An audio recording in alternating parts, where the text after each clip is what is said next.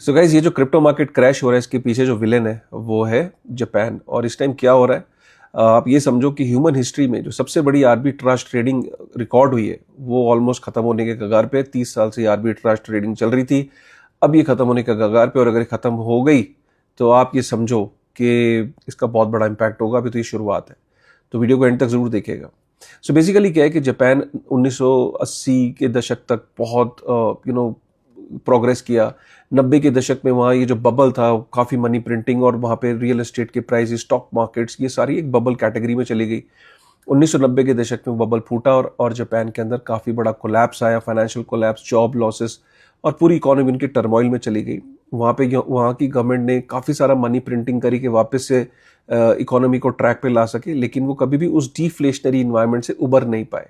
और जापान में हुआ क्या कि पिछले 30 सालों से rate of interest almost zero थे या नेगेटिव थे, लेकिन इकोनॉमी उस तरीके से उबर नहीं पाई।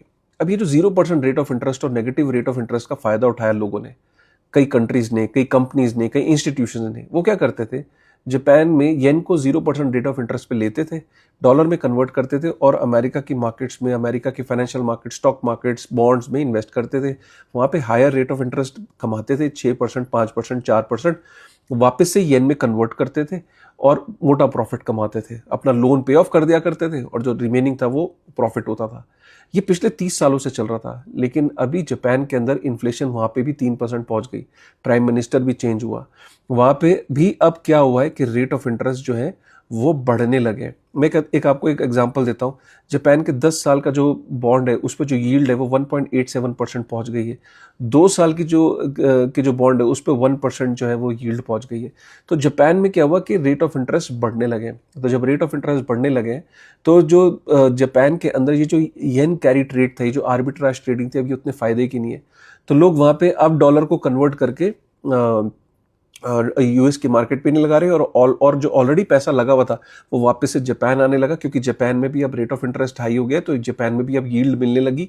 तो ये जो मार्केट में जो पैसा लगा है, कितना पैसा है, एक कंजर्वेटिव आइडिया के हिसाब से यूएस और emerging market, European market, Asian markets में पैसा कंजर्वेटिव आइडिया के हिसाब से 3 ट्रिलियन है। रियलिस्टिकली बताते हैं कि 20 ट्रिलियन यूएस डॉलर मार्केट्स में लगा है। अब जब ये पैसा खिंच के वापस जापान में आने लगा है तो उसके असर देखने को मिलना शुरू हो गए। अभी तक 30 सालों में लोगों ने, इंस्टीट्यूशंस ने, कंट्रीज ने बहुत मोटा पैसा कमाया है, लेकिन अब जब ये पैसा वापस निकलने लगा है तो मार्केट की जान सूख रही है। बिटकॉइन, क्रिप्टो में भी ये पैसा लगा हुआ था।